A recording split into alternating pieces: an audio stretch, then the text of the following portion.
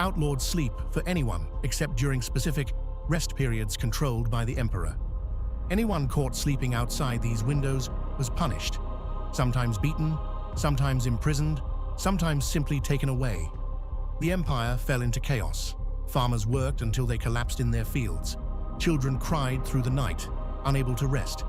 Merchants nodded off while standing, only to be jolted awake by a nocturne guard patrol. Soldiers hallucinated on duty, striking at shadows that weren't there. Temples filled with desperate citizens praying for relief. But Caellus insisted this suffering was temporary, that once the empire transcended its limitations, it would become unbeatable. Meanwhile, Caellus pushed himself further than anyone. He refused to sleep for days, then weeks, then more. His physicians warned that he was destroying his mind, but Caellus dismissed them, calling sleep an outdated instinct. He claimed he could feel new clarity, new visions, but in truth, he was slipping into madness. He began seeing things that weren't real, figures lurking in his chambers, whispers from gods only he could hear. He believed the moon was watching him, judging him.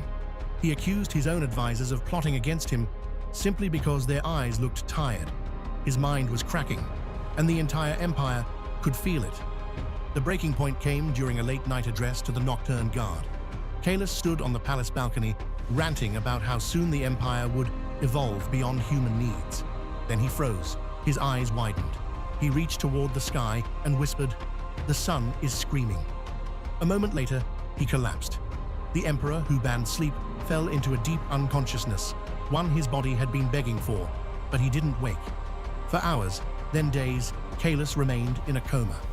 The Nocturne Guard panicked, unsure if enforcing the law would now be considered treason. Citizens, barely clinging to sanity, finally let themselves rest. Entire districts fell asleep at once. Workers collapsed where they stood. Families slept in the streets. Temples overflowed with worshippers who passed out mid-prayer. For the first time in months, the kingdom was quiet. Caellus never emerged from the coma. His body finally shut down from exhaustion. The ruling council immediately abolished the Night Vigil Law, disbanded the Nocturne Guard, and restored normal life.